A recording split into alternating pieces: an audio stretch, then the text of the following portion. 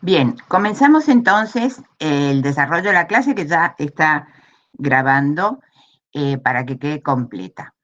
Nosotros habíamos empezado a desarrollar el otro día, ¿no es cierto?, los principales temas de la primera parte de la unidad 4.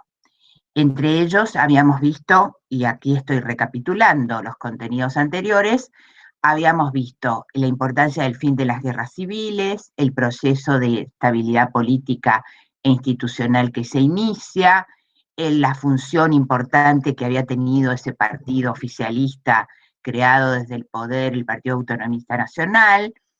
También habíamos visto la crisis del gobierno, del régimen, y la crisis dentro del Partido Autonomista en la rivalidad entre Roca y Juárez Celman, y habíamos desarrollado también la conformación del sistema de partidos, ¿no es cierto?, cuando surgen los diferentes partidos políticos que van a rivalizar con el Partido Autonomista Nacional, ¿no?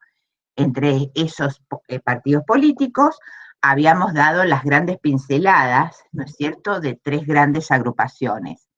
La Unión Cívica Nacional, que es el partido que integra el gobierno y que le ayuda al gobierno a salir de la crisis, lo que se definía como quinquenio difícil.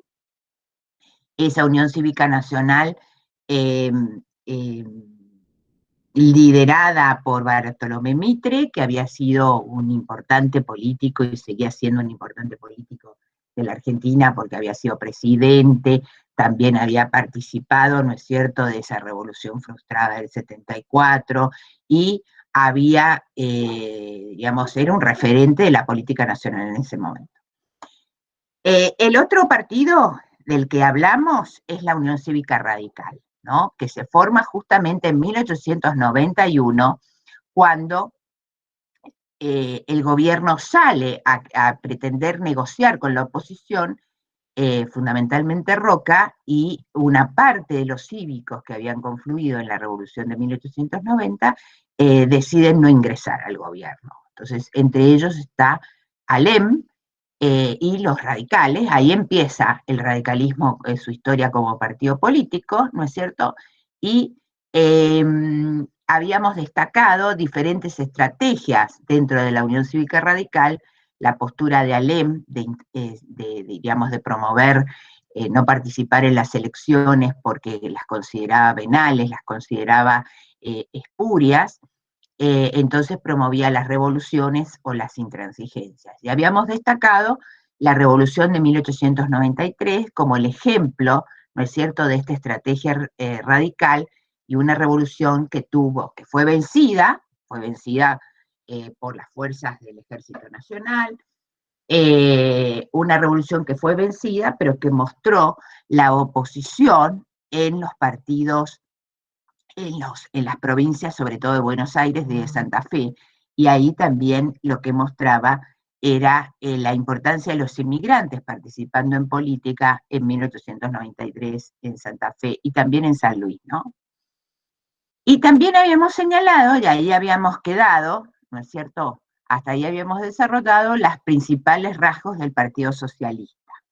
Un partido socialista que se forma a fines del siglo XIX, cuyos liderazgos más relevantes son los de Juan B. Justo y Alfredo Palacios. Habíamos dicho que ese Partido Socialista había surgido porque la Argentina ya había mostrado transformaciones muy importantes, transformaciones importantes a raíz de que su composición demográfica había modificado. Era un país que sus principales ciudades estaban creciendo a pasos agigantados a raíz de la llegada de inmigrantes, sobre todo europeos y europeos meridionales, españoles, italianos, también llegaban franceses, ingleses, de las comunidades rusos, del viejo Imperio Otomano, también llegaron comunidades, ¿no es cierto?,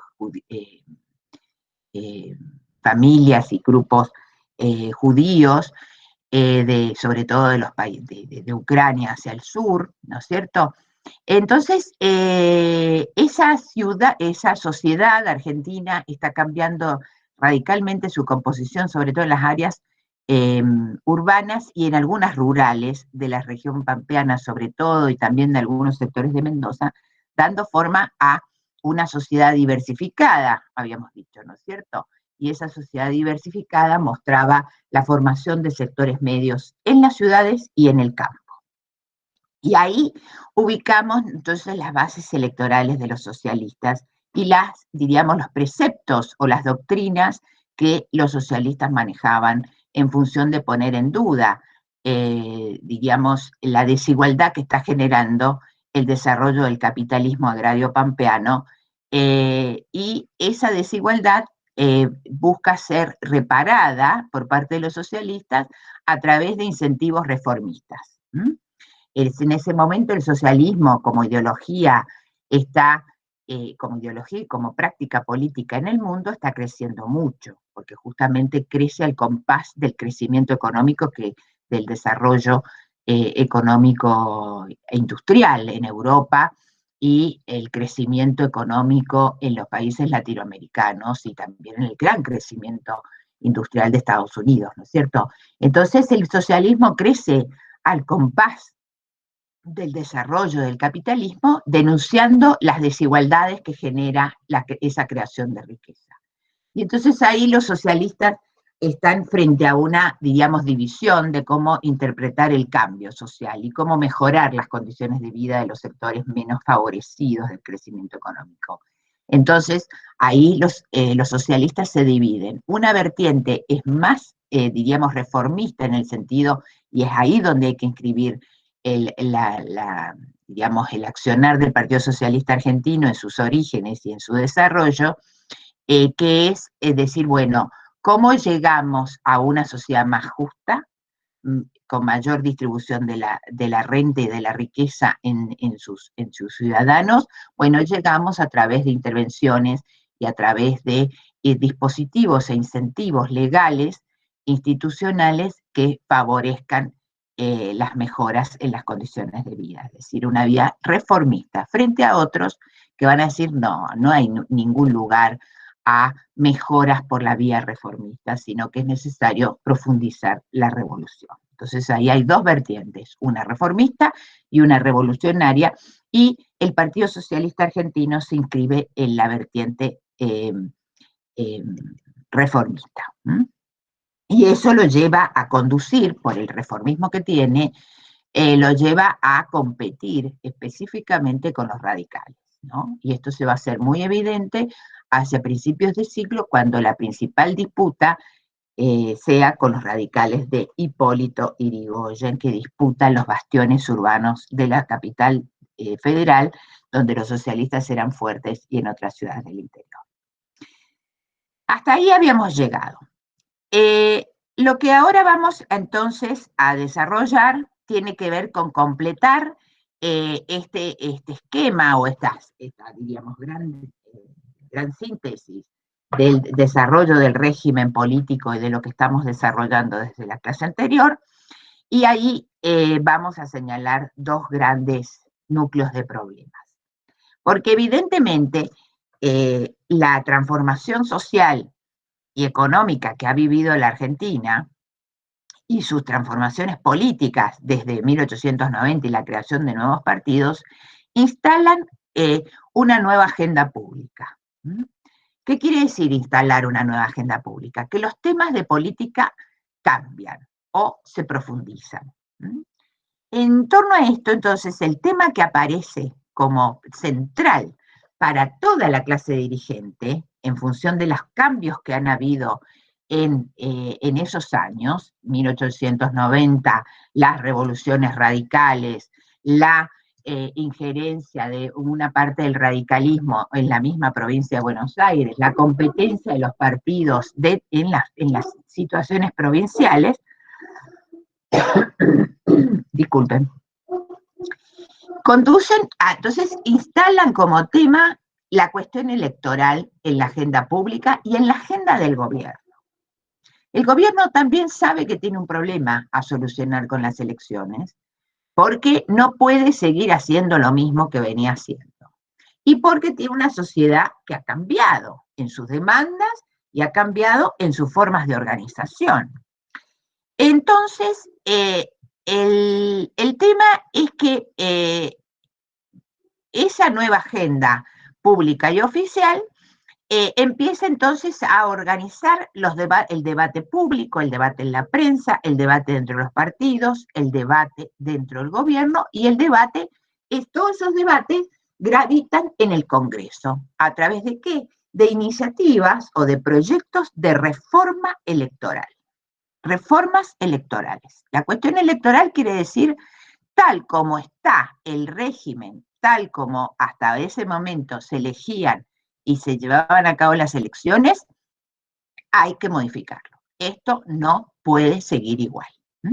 Hay un convencimiento de que la forma de hacer elecciones y del ejercicio del sufragio tiene que estar, es objeto de revisión y de proyectos que tienden a ¿qué? A reparar o regenerar el sistema político y por otra parte ampliar la base de representación. ¿Qué quiere decir ampliar la base de representación? Que cada vez la gente vote más, que haya más gente votando. ¿Por qué? Porque es necesario que los gobernantes que salen de esas elecciones tengan el apoyo popular. Entonces, para poder entender, digamos, qué es lo que cambia o qué es lo que está en discusión en ese momento, tenemos que describir rápidamente cuál era el régimen electoral en la Argentina en ese periodo, es decir, entre fines del siglo XIX hasta 1912 que se produce la Gran Reforma. Estamos en un momento de discusión, de debate y de ensayos legislativos. A algunos les va bien, otros les va mal, pero el punto de partida hay que tener en cuenta que era que ahora paso a describirlo. Las elecciones hasta 1912 se regían por algunos principios centrales. Uno, el voto era universal y masculino. ¿Esto qué quiere decir? Que podían votar todos los hombres que tenían entre 17 y 18 años y 60 años. Solo hombres. Y universal, ¿por qué? Porque la Argentina fue uno de los pocos países que nunca puso restricciones para votar. Y esto ahí hay que corregir, que fue universal desde muy temprano el voto masculino en la Argentina. Es decir, que no era, para votar, no era necesario ni ser propietario, es decir, de tener bienes, ni tampoco era necesario saber y escribir, como en otros países sí era un requisito sine qua non. Entonces, primera característica de cómo era el régimen electoral, era universal masculino. ¿Está claro? ¿Me siguen? Sí, perfecto. Bien. Segunda característica de ese régimen electoral. El voto no era obligatorio, sino que era optativo. ¿Esto qué quiere decir? Que no era como es ahora, que nosotros todos estamos obligados a ir a votar y que si no vamos tenemos que ir a una comisaría cercana diciendo que por qué no fuimos o presentar un papel porque podemos ser multados o sancionados. ¿Sí? No era obligatorio, era optativo. Esto es importantísimo, porque eso es lo que explica también por qué poca gente iba a votar. Y también explica por qué las características que tenían quienes iban a votar, que eran los más movilizados por los partidos políticos para ir a votar. Y esto trae también otra característica muy importante, que es que no había un patrón unificado electoral, como cuando nosotros vamos a votar, ¿viste? Ustedes van a votar, ¿viste? Y viste que hay que fijarse en la lista que está expuesta, en qué mesa, hay tantos electores. Hay un padrón general cuando nosotros votamos. Pero en esa época no había un padrón general. El registro se armaba cada vez que el gobierno decía, abrimos el registro electoral. Entonces, la clave de las elecciones no estaba dado en el resultado de la urna, sino en quién se inscribía. No sé si queda claro este concepto. ¿Lo entienden? Profe, ¿podría repetirlo, por favor? No, bueno, primero quiero que ustedes digan si entienden o no, porque no es solamente que copien, ¿tá? Es Es como si que entienden que es un régimen optativo y que depende de un registro que se abre periódicamente. las listas se armaban en base a quién iba, no eran como No preexistentes. la lista, el registro electoral. La lista es lo que usted vota cuando se mete el papelito adentro de un sobre y lo mete en la urna. Esa es la lista, ¿no? Por quién usted vota. Pero el registro es lo que la autoridad electoral, la justicia electoral, dice quiénes son los electores y quiénes pueden votar. ¿Sí? Lo que yo estoy señalando ahora es que no solo las elecciones eran optativas, que la gente podía ir a votar o no, sino que para ir a votar tenía que estar inscrita en un registro electoral. Y ese registro electoral era el que decía al momento, en el día del comicio, quién votaba y quién no. Si no estabas en el registro, no podés votar, como ahora, ¿no es cierto? Ahora, si nosotros no estamos en el registro, no podés ir a votar. Solamente pueden votar los que la autoridad electoral dice que son electores. La justicia electoral, que hay una justicia electoral específica. No sé si aclaré el panorama. Sí, profe, clarísimo. No escucho nada, ¿eh? Pónganse mejor el microfonito. Bueno, ¿ustedes a mí me escuchan bien? Sí, Sí, profe. profe. Bueno, Sí, profe. Sí, bueno, entonces, recapitulando, tenemos un régimen electoral que es universal masculino, que es optativo, que, y nos falta otra característica, que el régimen electoral, que ahora sí tenemos que definir qué lista, es decir, cómo se votaba o qué se votaba. Ese régimen electoral se completa con otra característica, que es que se votaba por lista completa. ¿Esto qué quiere decir?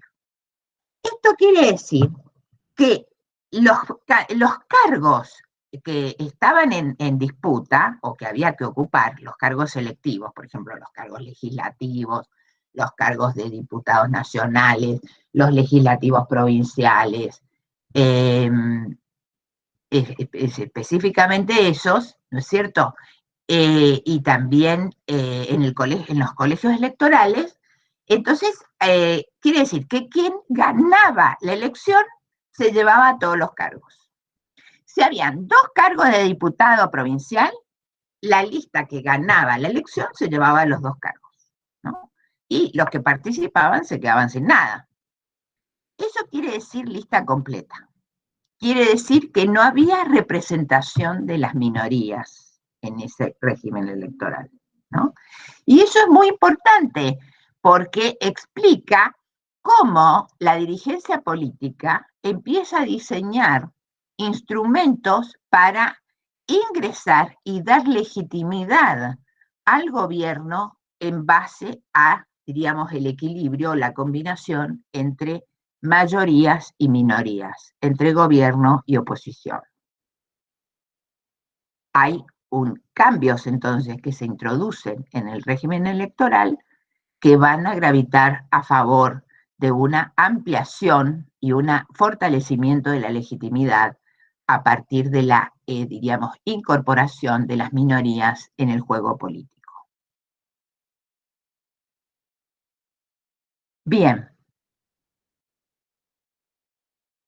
Esto entonces es muy importante que lo tengamos en cuenta para entender 2 cuestiones.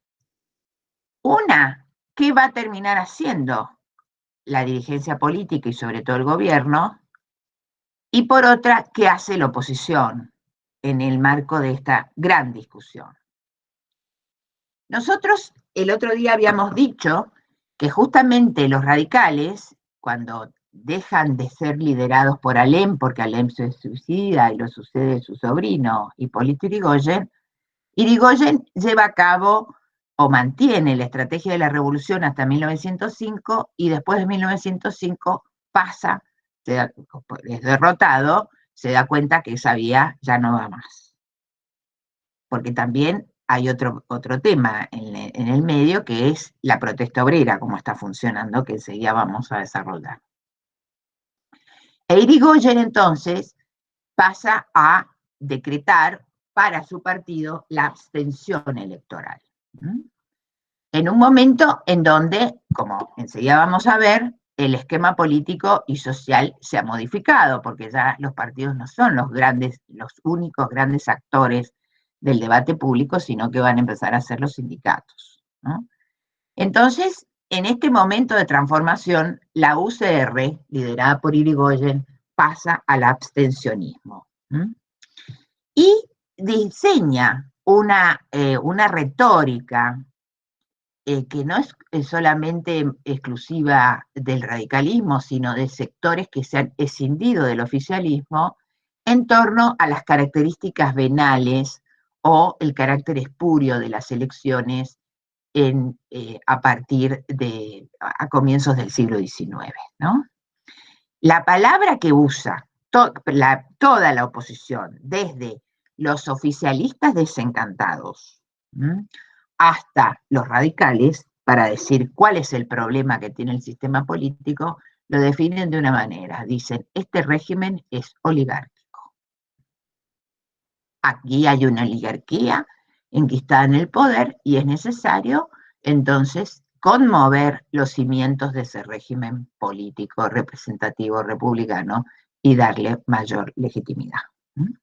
Oligarquía, ahí es cuando aparece la palabra oligarquía en el lenguaje político argentino de una manera mucho más frecuente en la prensa, en el vocabulario político, en la forma de decir cómo se ejerce el poder, ¿no? Y esa palabra después va a tener una historia particular, ¿no es cierto? Pero en este caso, acá cuando aparece esa palabra a ser utilizada, una palabra antigua, viene de la tradición, ¿no es cierto?, clásica, pero el uso político que se le da al concepto de oligarquía es en términos de oligarquía política, que es cuestionar la reiteración y diríamos, la monopolización de cargos públicos en un sector que no favorece y que es visto como un problema, como un defecto del sistema político. Bien. La otra cuestión entonces importante a tener en cuenta en este asunto de la cuestión electoral es lo que yo dije recién, y es lo que vamos a desarrollar ahora, es cómo el gobierno enfrenta este problema, cómo el oficialismo enfrenta este problema. Entonces ahí lo que vamos a definir como son las iniciativas reformistas, ¿no? Es decir, el gobierno elabora proyectos de reforma electoral para solucionar ese problema.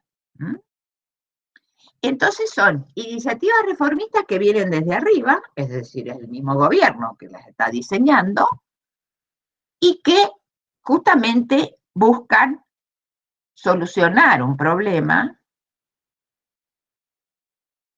que en este caso está dada, vuelvo a repetir, en dotar al régimen político de mayor legitimidad y aumentar el número de varones que voten para hacer más, digamos, legítimo la selección de autoridades.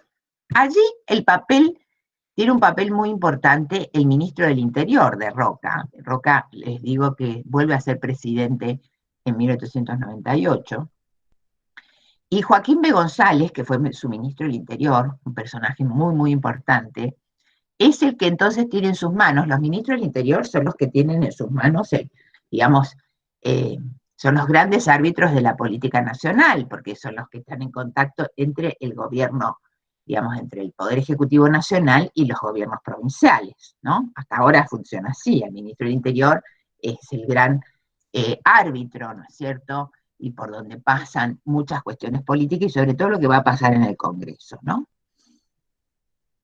Entonces, ahí Joaquín B. González era un tipo, un riojano que había estudiado en Buenos Aires, qué sé yo, pero el tema es importante acá señalar que él diseña una reforma electoral en 1908 que estipulaba un cambio, que estipuló un cambio muy importante porque cambió las circunscripciones electorales, ¿no? Ese cambio digamos, esa reforma, la reforma electoral promovida por Joaquín B. González, fue efectiva en la medida en que los grandes centros urbanos tuvieron otro tipo digamos, dieron otros resultados electorales. Entre ellos, el que hay que tener en cuenta es que justamente esa reforma fue la que permitió el acceso del diputado socialista Alfredo Palacios al Congreso de la Nación, y es el que promueve las primeras leyes sociales en la Argentina de las que hablamos la clase pasada. Ese ensayo de reforma electoral de comienzos del siglo no tuvo, diríamos, los resultados esperados, y empieza entonces un nuevo proceso de reforma electoral que finalmente gravita en la famosa ley de 1912, sancionada bajo la presidencia de Roque Sáenz Peña, que es prácticamente la legislación electoral que hasta ahora rige los comicios, a pesar de todos los cambios que han habido, pero es, digamos, la médula o el tronco de nuestro actual régimen electoral. Esa ley, el ministro de Roque Sáenz Peña en ese caso fue Indalecio Gómez, y aparece como una herramienta de transacción muy importante para estimular el voto y para reglamentarlo. ¿Cuáles son las características de esa ley que finalmente se vota? Por una parte, no hay cambios en relación al régimen anterior sobre el sufragio y quienes votan, es decir, sufragio universal masculino. Ahí, aunque hubo discusión sobre el voto femenino, pero no lo dieron. Porque acá hay que tener en cuenta que ya se había iniciado toda la protesta de las mujeres, de las sufragistas, desde Londres hasta varias ciudades latinoamericanas y en Estados Unidos también, por supuesto, de las sufragistas que buscaban justamente, que salían a la calle y protestaban y armaban comités para justamente que les otorgaran el voto, que las dejaran votar.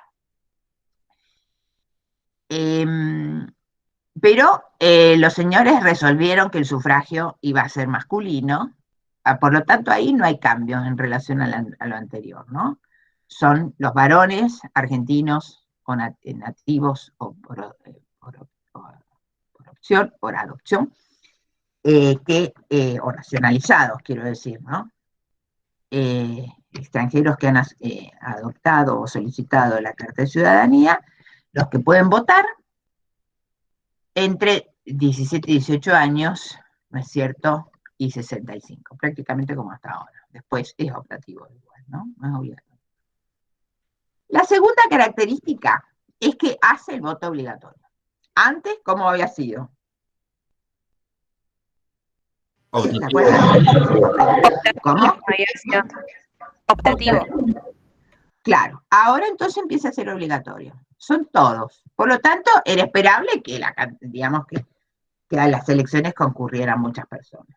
Esa obligatoriedad, ustedes van a ver en el texto de Ezequiel Gallo, que está inspirada en la ley española, la ley Maura, que justamente porque había mucha población rural, era una preocupación de las élites dirigentes que esa población también fuera interpelada por el voto, ¿no? Por lo tanto, tenemos dos características: sufragio masculino y obligatorio, en reemplazo de lo que antes había sido optativo. Un cambio importantísimo. El voto va a ser secreto. ¿Qué quiere decir secreto? Que se modifica en relación al régimen anterior, que se me había olvidado esa característica de decirla, la voy a corregir acá en el PowerPoint. Tienen, importante, ¿por qué secreto? Porque antes había sido público, es decir, público, ¿qué quería decir? ¿Era solamente para decir, bueno, quiero saber a quién votás? No, era una concepción sobre a quién votar, porque era un deber cívico decir cuál era tu posición política. Entonces sumamos características: sufragio masculino, es obligatorio, es secreto, es decir, que se vota votás solo y te tienen que garantizar que nadie te esté interviniendo sobre el voto. Y el otro punto importante, dos puntos importantes más de este cambio radical del régimen electoral, que está dado por dos cuestiones. Una, que las elecciones van a depender de un patrón único, un padrón electoral único, autorizado por la justicia electoral. ¿Y de dónde va a salir ese padrón único? Va a salir de la lista de varones que han hecho el servicio militar. Entonces, la lista de varones que viene haciendo el servicio militar desde el comienzo del siglo, otra invención roquista, convengamos, esa lista de hombres va a servir para hacer el padrón electoral. ¿Para qué? Para evitar duplicaciones, de que votaran los muertos, digamos, para evitar las trampas, ¿no? Las trampas de quién vota y sobre todo nominativas. Finalmente hay otra característica que es importantísima en relación al régimen anterior, que la modifica, que reemplaza la lista completa, esto que yo recién les decía, que el partido, la agrupación que ganaba las elecciones se llevaba todos los cargos a cubrir, por lo que se llama lista incompleta. ¿Y esto qué quiere decir? Que los cargos a elegir van a ser repartidos en función de los votos recibidos por la primera minoría o la segunda o tercera minoría. Esta es la base de lo que va a ser el sistema DONT, ¿no es cierto?, cuando se adopte posteriormente en las décadas siguientes. Esto es muy importante, porque vuelvo a decir que son cambios que diseña el mismo gobierno, reformas que vienen desde arriba, es decir, desde el oficialismo, para justamente corregir, ampliar, mejorar las bases de representación de ese régimen representativo que ha cambiado en relación a cómo fue pensado en la Constitución del 53 y sus leyes concurrentes después de 60 años, ¿no? Entonces, repasando la ley de 1912, ustedes tienen que tener en cuenta sus principales características: sufragio masculino, voto obligatorio y secreto, elecciones regidas por un padrón único que adopta el padrón militar, y se vota por lista incompleta, un recurso que sirve a la representación de las mayorías electorales y de las minorías electorales. ¿Tienen alguna pregunta?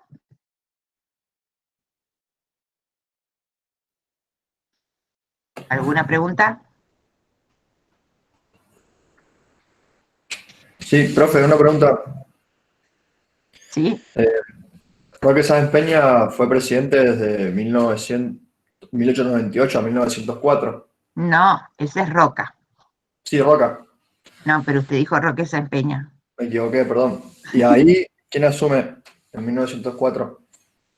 Y asume Figueroa Alcorta. Bien, gracias. Y después Sáenz Peña.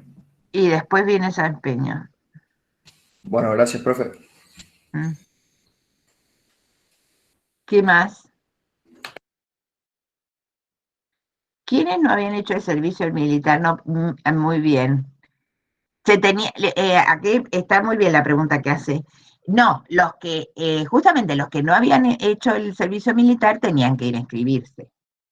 pero, digamos, a partir de ese momento, el padrón militar ya da una base de quién es quién, ¿no?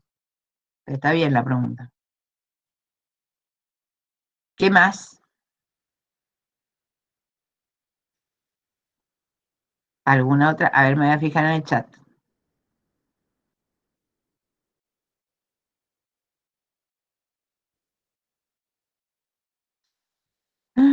Se me cortó justo. Bien.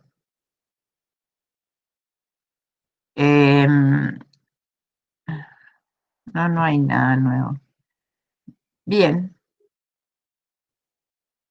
No, las listas de la iglesia no tienen nada que ver, ¿no? No, la iglesia acá no tiene nada que ver. No se confunda. Bueno, entonces vamos a continuar si no hay más preguntas. Así podemos terminar. Profe, ¿Sí? no me quedó claro en el régimen electoral anterior a la ley Sáenz Peña de cómo se hacía el padrón. ¿El padrón lo hacía arbitrariamente la autoridad o se No, tenía no que lo hacía inscribir? la autoridad. El padrón lo hacía la autoridad, pero no era arbitrario. El gobierno convocaba a la apertura del padrón, al registro electoral, y entonces la gente se iba y se anotaba, solo los hombres, y los O sea, anotaban los jueces de paz, como un comité electoral que a veces se organizaban por barrios o por secciones electorales, ¿no? antes de las elecciones se inscribían y después votaban. Claro, se inscribían antes de las elecciones y después esa lista servía para decir el día del comicio quién podía votar, ¿no? Y entonces ahí es donde se armaban los líos, ¿no? Porque el que no se había anotado iba a la mesa, entonces decía que quería votar y no estaba en el padrón, y bueno, una serie de forcejeos y de digamos, bueno, de violencia política institucional en el tema del comicio, ¿no? Gracias. Esperen, a ver, ahora dónde se me fue. Bueno, el otro punto entonces, si no hay más preguntas,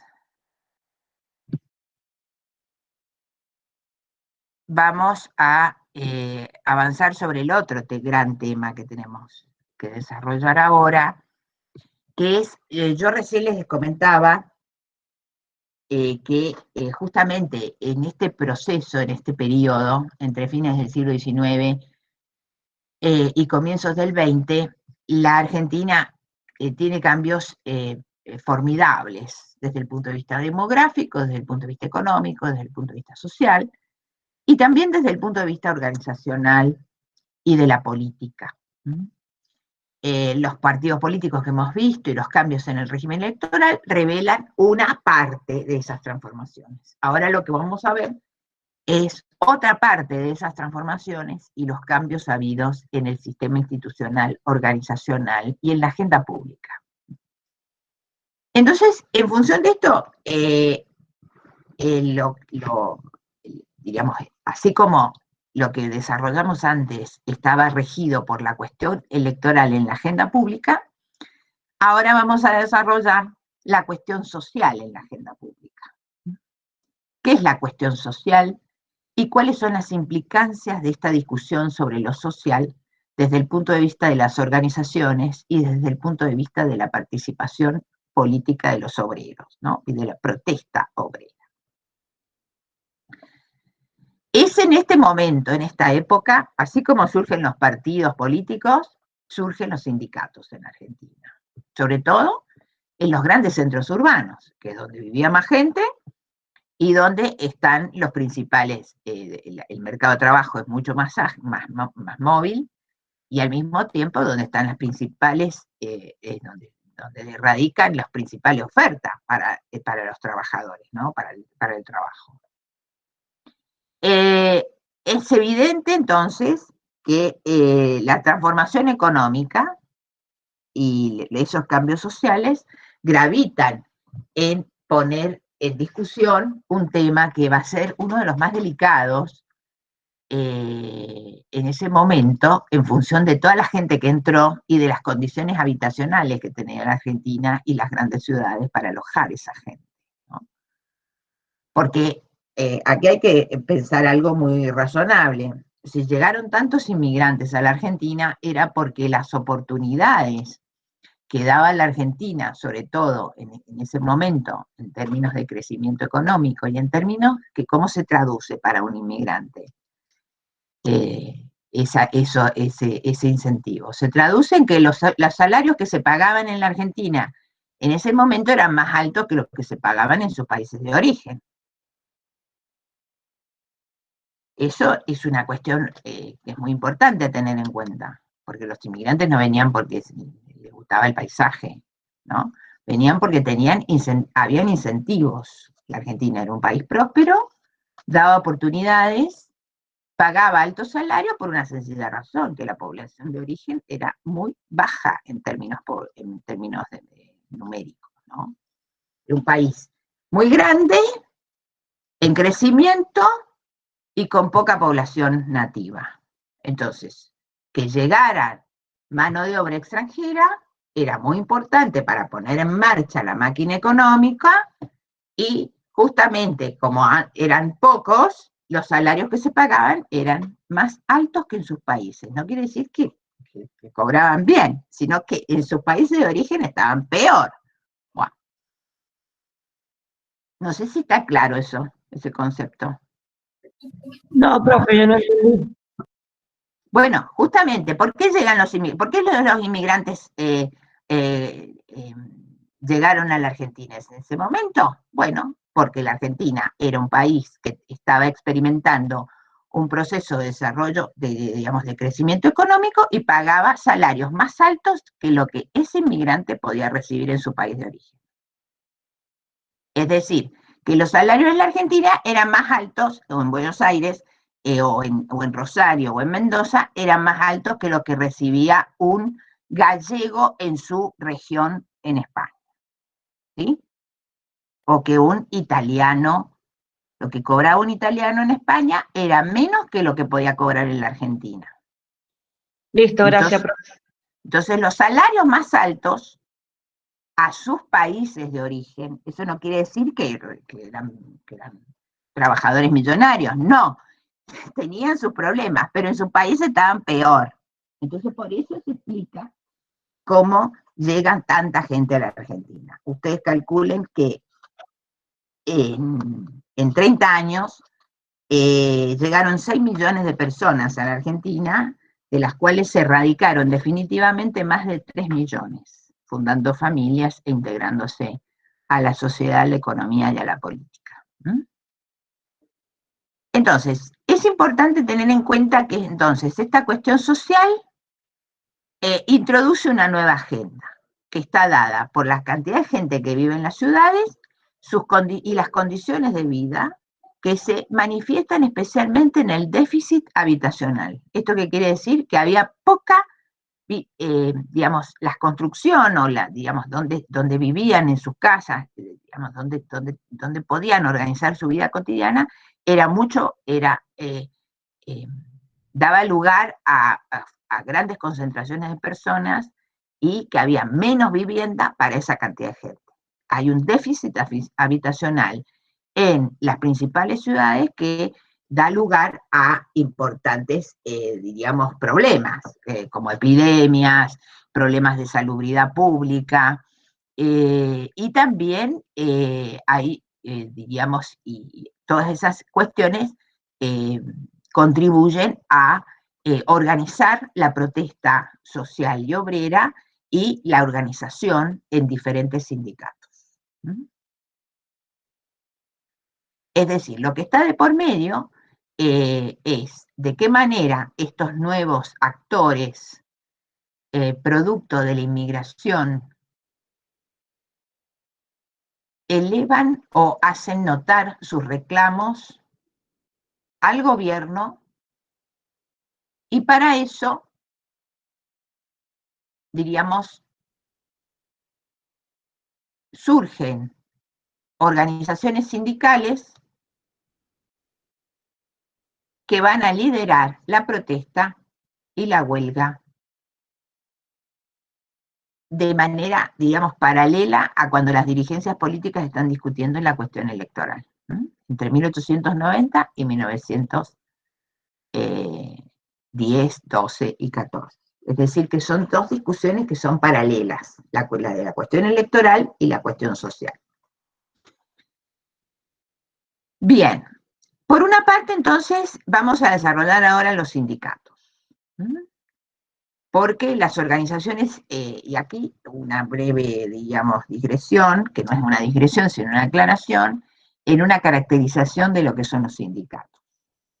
En la clase anterior, nosotros dijimos que la importancia del surgimiento de los partidos como una organización política, ¿no es cierto?, y una institución que media entre la sociedad política y la sociedad civil.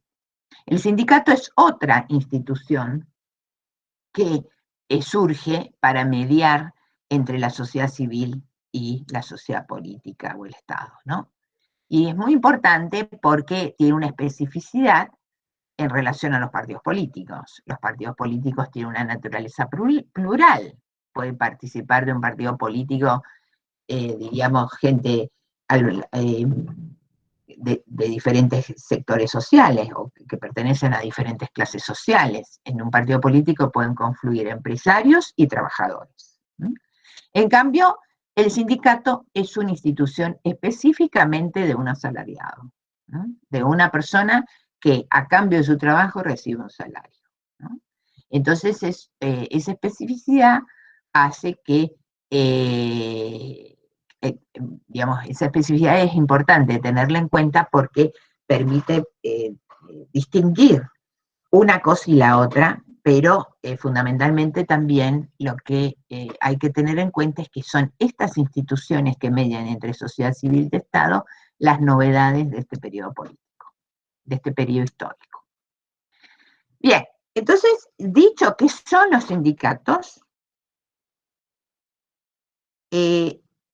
pasamos ahora entonces a describir la fisonomía y las formas de protesta y concepciones políticas de los sindicatos que dinamizaron la vida sindical, política y la protesta obrera en ese periodo. Y en torno a esto es una cuestión muy clásica que insistimos desde que yo doy clase, en que esos sindicatos tienen una fisonomía variada. Por una parte están los anarquistas, por otra parte los socialistas y por otra parte los sindicalistas. Es decir, que tenemos un espectro variado de organizaciones sindicales. ¿Que esto qué quiere decir? Que no están unificadas. Los anarquistas hacen su estrategia, los socialistas hacen su estrategia y los sindicalistas hacen su estrategia, ¿no? ¿Cómo se caracterizan estos tres? Hay algunos tips que hay que tener en cuenta. Uno, que las tres tipos de agrupaciones están ubicadas ideológicamente del centro a la izquierda. Y esto es muy importante porque permite justamente identificar la especificidad de cada uno en su acción pública, en su acción política concreta, las formas de lucha obrera. Los anarquistas eran, y el anarquismo en general, en ese momento estaba, digamos, en el cenit de su apogeo, ¿no? El anarquismo es el movimiento sindical, digamos, obrero y de izquierda que promueve el fin del Estado. Considera que el Estado es expresión de las clases propietarias y que ningún bienestar puede venir desde el Estado, ninguna mejora puede venir del Estado porque el Estado representa el interés de los capitalistas. Por lo tanto, los anarquistas promovían el fin del Estado. Y al promover el fin del Estado, lo que están negando es la posibilidad de negociar y la posibilidad, diríamos, de obtener beneficios en relación al Estado y las demandas de los sectores trabajadores. El discurso y la acción política de los anarquistas en ese momento en la Argentina, como en todo el mundo, es muy alta. Es el momento, vuelvo a decir, de mayor impacto.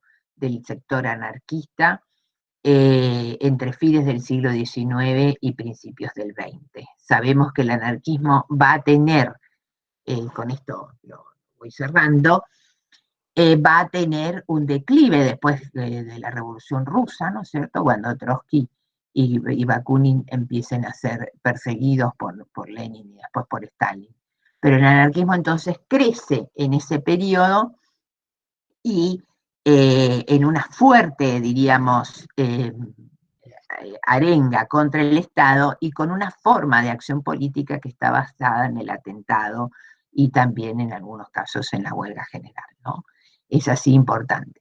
La otra cuestión vinculada con los anarquistas es, diríamos, cómo las feministas ahí, digamos, también hacen pie el discurso de las mujeres, en donde para las mujeres no solamente era necesario el fin del Estado, sino que el Estado era expresión del dominio del patriarcado, ¿no es cierto?, de los hombres, ya sea su padre o su marido. Por lo tanto, proponían el fin del Estado y también del matrimonio, ¿no? Muy interesante. Bien, eso por una parte, con los anarquistas. Los anarquistas, entonces, una fuerte presencia, impacta mucho en la opinión pública. Se conocen algunos episodios muy importantes que ellos lideraron, como el atentado a Falcón, que era el jefe de policía, y después un atentado en el Teatro Colón en 1910. Y eso es lo que explica que el Estado, digamos, ese poder ejecutivo al mando de Roca, ¿no?, que es el que legisla el servicio militar obligatorio, busca la reforma electoral, también sanciona la ley de residencia. Y la ley de residencia es justamente la que habilita al Poder Ejecutivo a expulsar extranjeros que consideraba peligrosos, ¿no? Entonces, he ahí ese esquema en el cual los anarquistas tienen un papel protagónico en la protesta obrera en la Argentina a principios del siglo XX. El otro grupo son los socialistas. Los socialistas que tenían una pata, que recién lo vimos, ¿no es cierto?, una pata en el partido político con Juan B. Justo.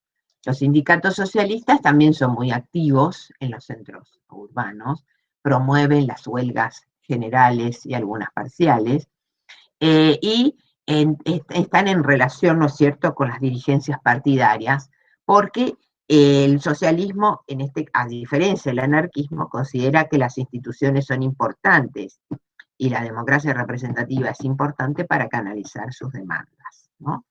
Eso es lo que explica, y esto lo vuelvo a repetir, cómo Alfredo Palacios llega a la Cámara, al Congreso de la Nación, y cómo se sancionan 3 leyes que son muy importantes, que las vimos el otro día, ¿no? Jornada laboral de 8 horas, descanso dominical y reglamentación del trabajo de mujeres y niños.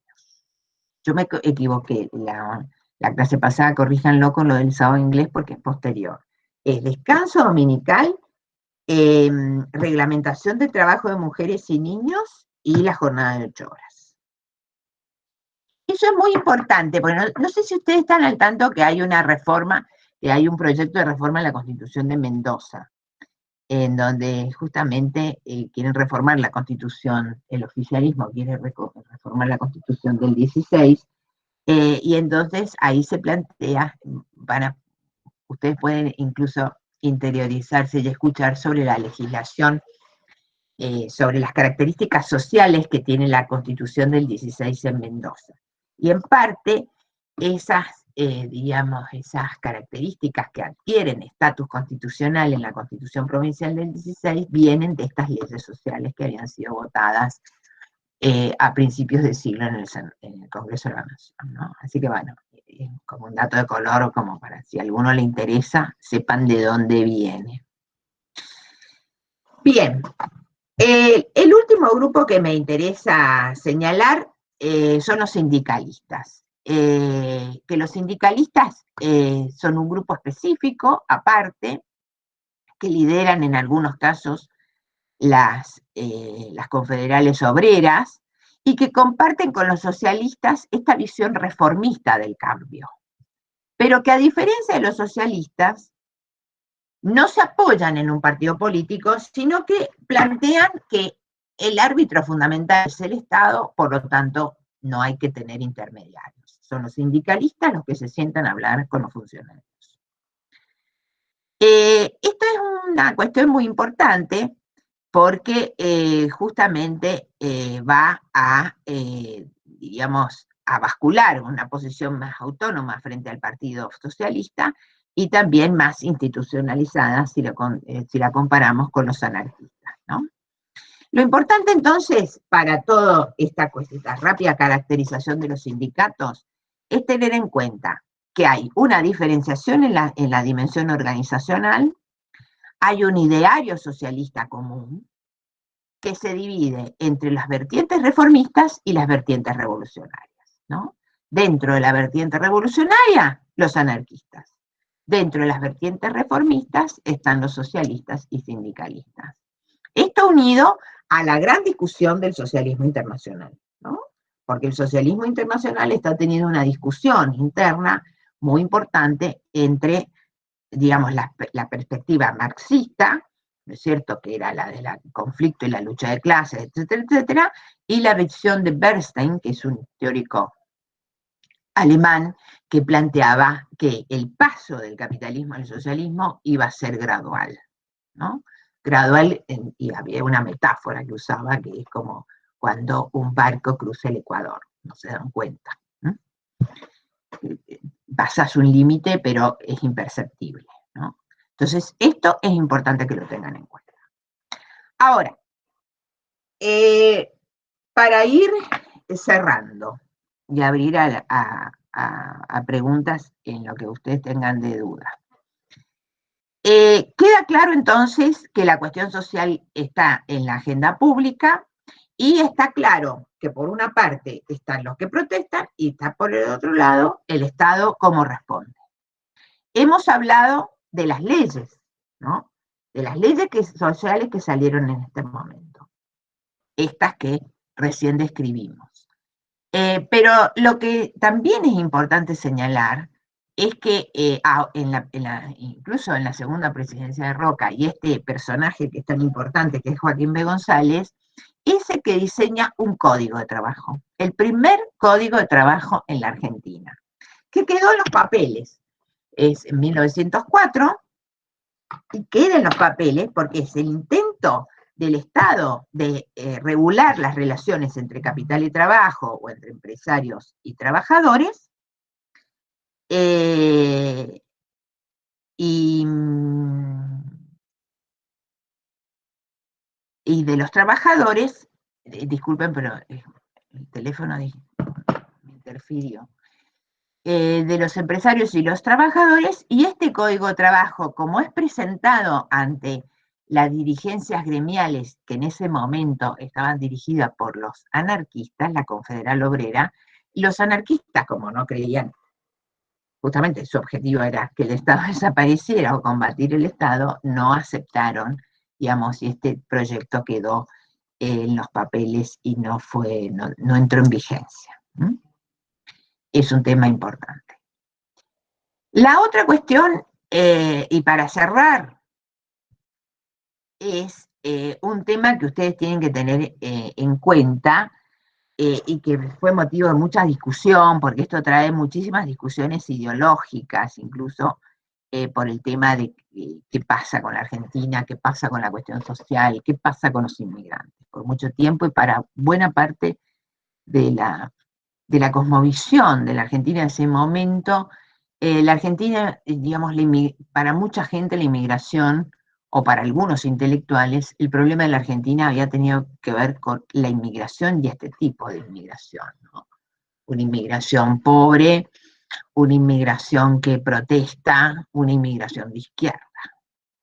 Entonces, para buena parte de los intelectuales, y metieron todo digamos, ese diagnóstico pesimista de lo que había sido la inmigración, a través de una idea o una convicción que atribuyó que la inmigración era un elemento disolvente de la nación, ¿no? Como que afectaba la esencia y los sentidos de la nación argentina, porque son los extranjeros y sobre todo la izquierda la que está contaminando ese nudo de origen, ¿no? En torno a esto, esas visiones son muy, digamos, hasta no hace mucho tiempo, dirigían buenas parte de las agendas intelectuales argentinas, sobre todo de algunas vertientes revisionistas y nacionalistas, y lo que sí importa decir es que, digamos, esa visión pesimista de la inmigración es reemplazada o debe ser justamente advertida como una interpretación frente a una experiencia que fue sumamente compleja, rica y constitutiva de la Argentina de ese periodo prácticamente hasta hace muy pocas décadas, ¿no? Esto pone en cuestión un tema también complementario al que hemos desarrollado, porque nosotros hemos dicho, bueno, la inmigración gravita en la formación de sindicatos, pero la inmigración gravita en todas las áreas de la vida social, política y económica argentina. Y lo que sí es importante tener en cuenta es que la inmigración no solamente participa políticamente en los sindicatos, sino que también participa en política en otras áreas y en otras esferas. Entonces, el último punto que yo quiero desarrollar ahora es el que afecta a inmigrantes y política. ¿Para qué? Para tener en cuenta 3 o 4 conceptos claves. El primero es que la inmigración afectó a prácticamente a toda la sociedad, ¿no? Aún en las regiones que recibió más o menos inmigración. Segundo, que los inmigrantes intervienen o tienen participación política en diferentes esferas. Y independientemente de un tema que es central, que es que muchos inmigrantes no pidieron la carta de ciudadanía, ¿no? Muchos inmigrantes participaban en la esfera pública manteniendo su condición de español, de alemán, de francés o de italiano. Es decir, que tenían dos soportes jurídicos. Una, la nacionalidad de origen, y la otra, las grandes ventajas que le daba la Constitución del 53, ¿no es cierto?, con su reforma del 60, y sobre todo el artículo 14, que podían comerciar, podían educarse, podían formar asociaciones, podían manifestarse públicamente y podían, digamos, practicar su culto. Entonces, inmigrantes y política supone varios tips. Uno, que los inmigrantes no necesariamente se nacionalizaron, pero que la no nacionalización solamente los limitaba a no poder elegir autoridades provinciales y nacionales, aunque sí las municipales, eso hasta ahora. Los inmigrantes sin carta de ciudadanía pueden votar en el ámbito municipal, yéndose a inscribir al registro. En cambio, no pueden votar, y no votaban antes, autoridades provinciales y nacionales.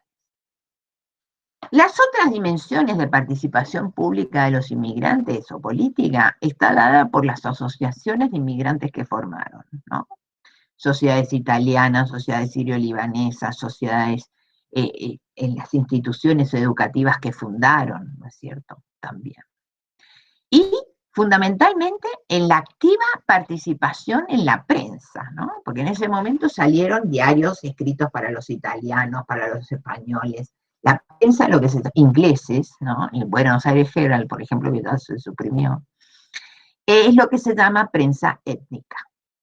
Corolario, lo que estamos diciendo es que no hay que vincular, digamos, que la inmigración fue un elemento constitutivo en todos, que la política de los inmigrantes no solo se manifiesta en la intervención política en los sindicatos de izquierda, sino que hay que tener en cuenta un concepto de política mucho más amplio que hace pensar y requiere un análisis mucho más fino y más ideológico, en donde la inmigración o los inmigrantes tuvieron diferentes tipos de participación en la esfera pública en este periodo. Así que bueno, esto sería Aquí terminaríamos teniendo en cuenta, ¿no es cierto?, la unidad 4, que tomaba un periodo de 1880 a 1912-14, ¿no? El 12, ¿por qué? Por la importancia, ¿no es cierto?, de ese gran cambio electoral, de la reforma política, que es la que le va a abrir la puerta, ¿no es cierto?, la que va a crear nuevas condiciones para la competencia electoral y digamos, la competencia entre el oficialismo y el partido de la oposición, la Unión Cívica Radical, que le va a dar el éxito a Irigoyen, ¿no es cierto?, en 1916. No sé si tienen alguna pregunta.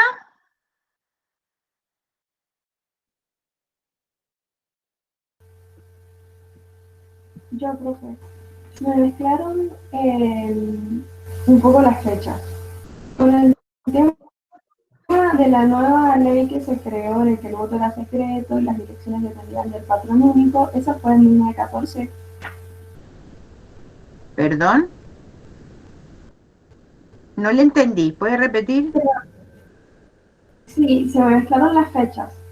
En el que se creó la nueva ley, en el que el voto, bueno, era igual con el sufragio, en el que votaban los hombres universales, pero era obligatorio y secreto. ¿Ese en qué fecha fue? ¿En 1914? ¿Y las otras fueron en 1912? No, la primera reforma electoral, esta de las circunscripciones, es de 1904. Y después la otra reforma es la del 12. Bien. Sí. ¿Y la diferencia entre los sindicalistas y los socialistas? Bueno, los sindicalistas, bueno, los socialistas, los dos, primero lo que tienen en común, los dos tienen una visión reformista del paso del capitalismo al socialismo, ¿sí? Los dos buscan sustituir al capitalismo como forma económica y de relaciones sociales. Pero la vía que escogen es la reformista, es decir, tienen que haber correctivos sucesivos y mejoras sucesivas en las condiciones de trabajo para ir equiparando, ¿no es cierto?, los dueños del capital con los dueños del trabajo. La diferencia es cómo organizan la lucha política y cómo se plantan frente a las autoridades y al sistema. Los socialistas tienen una mejor, digamos, tienen una pata organizacional en el partido y creen que la vía parlamentaria y la vía representativa es legítima y por eso combinan acción gremial con acción política concreta presentándose a elecciones. En cambio, los sindicalistas no hacen una opción por un partido político, sino que se mantienen autónomos de los partidos políticos y consideran que es importante esa autonomía para negociar mejor con el Estado y la patronal. No sé si le aclaré. Muchas gracias. Aquí hay una pregunta, dice, la ley Sofía Diocondo. La ley Lainez. Bueno, la ley Lainez estábamos, una ley vinculada a la educación pública, ¿no es cierto? Y a la educación de la ley 1420, ¿no? La ley Lainez es una ley que, digamos, amplifica la vigencia y la aplicación de la ley 1420, que había sido sancionada en 1884, a todo el territorio nacional. Digamos, la hace obligatoria a las provincias, un proceso de nacionalización de lo que había sido una ley que había regido primero en la capital federal y en los territorios nacionales. Y eso, la ley Lainez, deben acompañarla de otros instrumentos que fueron muy importantes para la creación del Sistema Nacional de Educación Pública Primaria, que fue el Consejo de Escuelas, el Consejo de Educación, perdón, que ese Consejo de Educación es muy importante porque es el que unifica los programas de estudio, el que contrataba a los maestros nacionales en toda la nación, ¿no? Eso después desaparece con la reforma educativa de los años 90, bajo el gobierno de Menem. A ver, Profe, tengo una duda. Cuando hizo referencia al reclamo de los anarquistas por la ley hacia los inmigrantes, bueno, la ley estuvo vigente, por supuesto, sí, fue una ley represiva, podemos decir que el Estado o el Poder le da facultad al Poder Ejecutivo la expulsión. Ahora, también los anarquistas, como son anarquistas, también le encontraban la vuelta a la ley porque los echaban por un puerto y entraban por el otro, ¿no? ¿Quién presentó el Código de Trabajo en 1904? Bueno, el código es producto de Joaquín B. González, este personaje importantísimo que pensó la reforma electoral y también, digamos, según un autor, Zimmerman, que es un especialista en este periodo, es un clásico reformista liberal, ¿no? Porque la idea que se tiene muchas veces es que ese liberalismo era muy retrógrado, pero no tenía para nada, no era demasiado retrógrado, sino que justamente el mismo era un momento del liberalismo que todavía no entraba en crisis y que la reforma era vista como una herramienta de ampliación también de derechos y no solamente de restricción de los mismos, ¿no? A ver, ¿qué más? Bien, bueno, no sé si tienen alguna otra preguntita.